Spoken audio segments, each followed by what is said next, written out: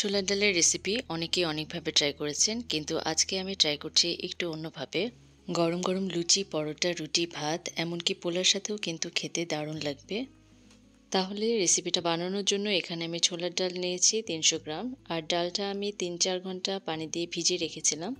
সেদ্ধ হওয়ার আগে ডালটা ভালো মতো পরিষ্কার করে ধুয়ে নিয়ে চুলায় একটা হাঁড়ি বসিয়ে ডালটা সেদ্ধ করতে দেব।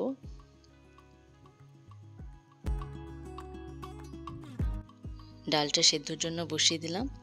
দিয়ে দিচ্ছি পরিমাণ মতন লবণ। এখন ঢাকনা দিয়ে ঢেকে ডালটা সেদ্ধ হতে থাক। আর এদিকে আমি লুচির জন্য ময়দাটা মেখে নেব। লুচির জন্য এখানে আমি নিয়ে নিলাম ২ কাপ ময়দা।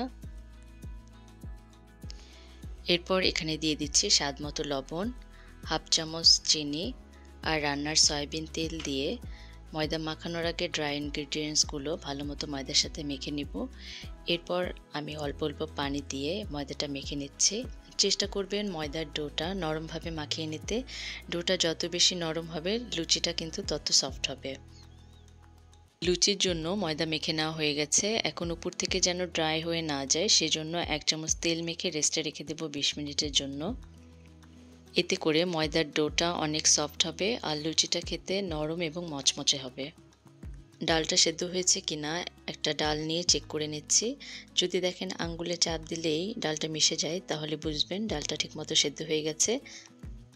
সে পর্যায়ে চুলা থেকে নামিয়ে রাখতে হবে। আর এই সেদ্ধ ডাল থেকে আমি হাফ কাপের মতন ডাল উঠিয়ে রাখছি বেটে নেওয়ার জন্য। এখন ডাল রান্নার জন্য চুলায় একটা কড়াই বসিয়ে দিলাম। পরিমাণ মতন তেল দিয়ে গোটা গরম মশলাগুলো দিয়ে দিচ্ছি।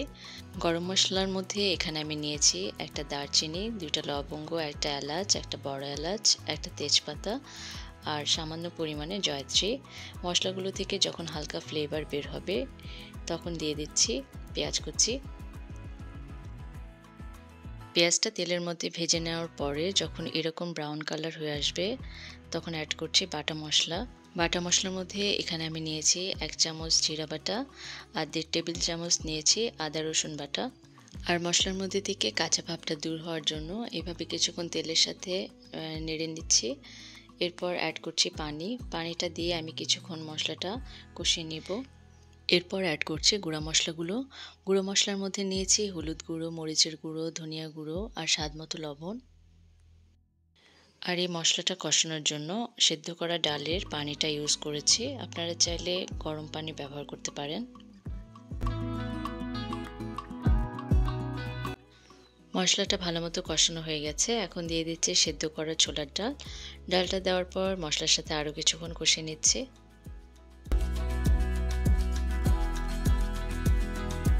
মশলার সাথে ডালটা ভালো মতো কষানো হয়ে গেছে।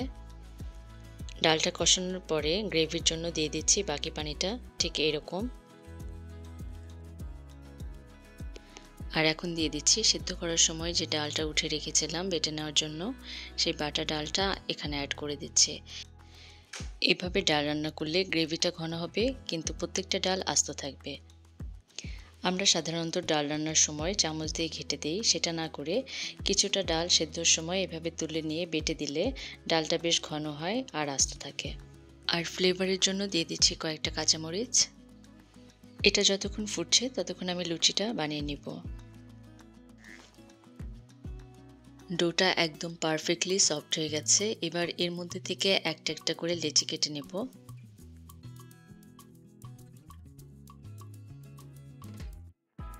আর লেচিগুলো আমি রাউন্ড শেপ করে নিচ্ছি। সবগুলো লেচি রাউন্ড করে নেওয়ার পর একটা কাপড় দিয়ে ঢেকে রেখে দিচ্ছি যেন ড্রাই হয়ে না যায়।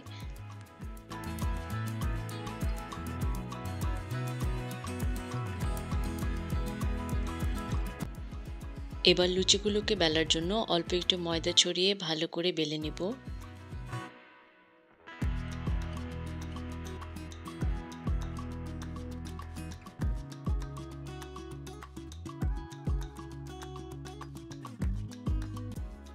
এই যে এইরকম গোল শেপ করে লুচিগুলোকে বেলে নিতে হবে। এই একইভাবে আমি বাকি লুচিগুলো বেলে নিয়ে ভেজে নেব। এরপর গরম গরম লুচি ভেজে পরিবেশনের পালা।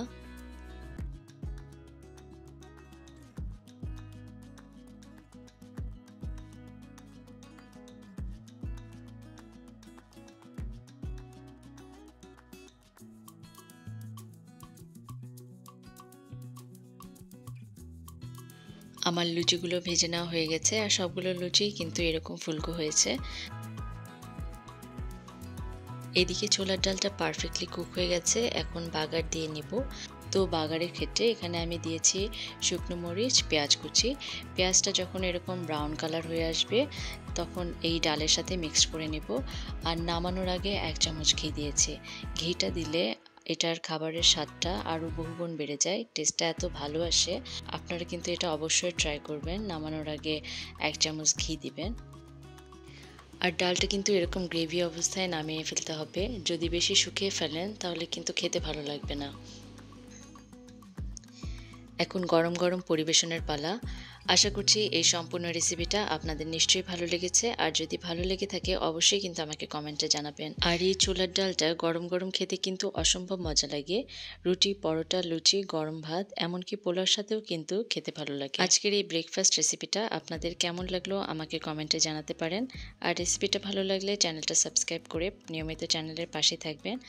আর যারা ভিডিওটি প্রথম থেকে শেষ পর্যন্ত দেখেছেন তাদের সবাইকে অসংখ্য ধন্যবাদ। আজকের মতন এই পর্যন্তই। সবাই ভালো থাকবেন, সুস্থ থাকবেন। নেক্সটের নতুন আরেকটি ভিডিও নিয়ে হাজির হয়ে যাব। আল্লাহ হাফেজ।